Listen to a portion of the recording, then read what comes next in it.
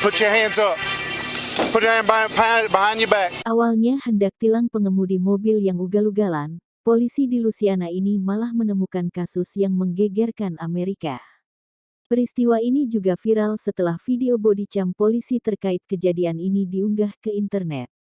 Kronologi. Pada hari Rabu, tanggal 29 Juli tahun 2020, sesaat sebelum pukul 17, seorang polisi negara bagian Louisiana memberhentikan mobil Chevrolet Camaro di Louisiana Highway, dekat Winsboro, karena pelanggaran lalu lintas. Dari dalam mobil tersebut keluar seorang pemuda berkaos putih yang mengaku bernama Michael.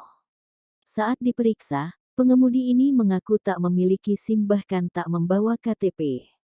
Ketika ditanya polisi kenapa nekat mengendarai mobil meski belum punya SIM, pemuda ini mengaku mau pulang dan dia mengatakan bahwa mobil tersebut adalah punya kakaknya.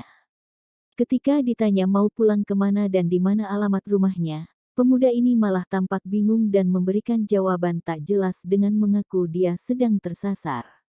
Kemudian setelah ditanya lagi, pemuda berkaos putih ini kemudian mengaku bahwa dia tak tahu alamat rumahnya di mana.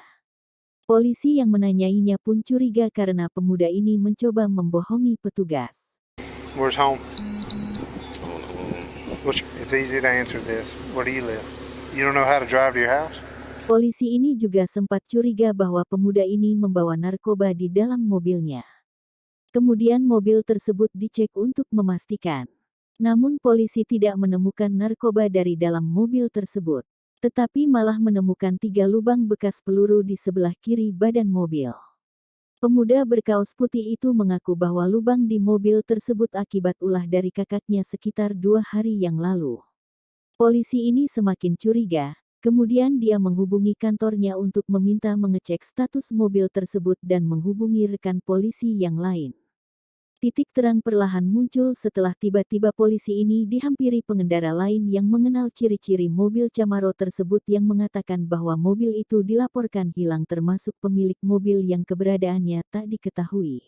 They looking for him, the car missing. Hey! Okay, what's your number, sir?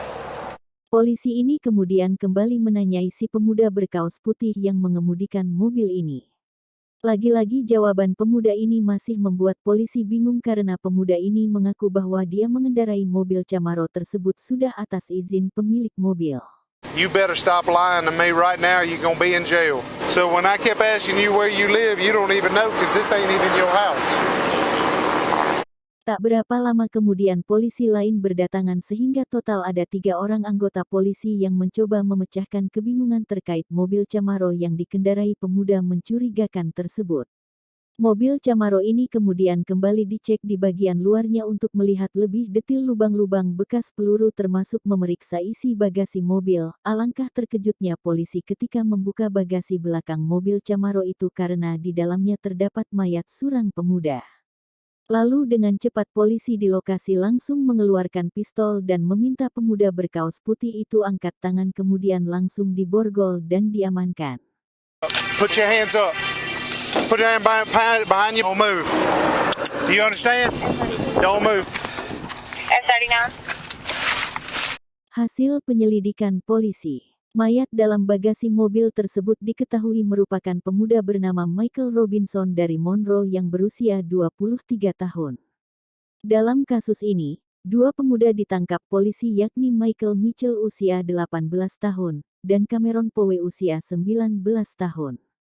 Penyelidik mengatakan pelaku menembak korban beberapa kali sampai tewas dalam perampokan bersenjata yang dilakukannya. Kemudian kedua pelaku memasukkan mayat korban ke dalam bagasi. Menurut polisi, salah satu pelaku berencana membuang jasad korban di suatu tempat, namun dia keburu diberhentikan polisi lalu lintas saat perjalanan karena memacu mobil melebihi batas kecepatan maksimum.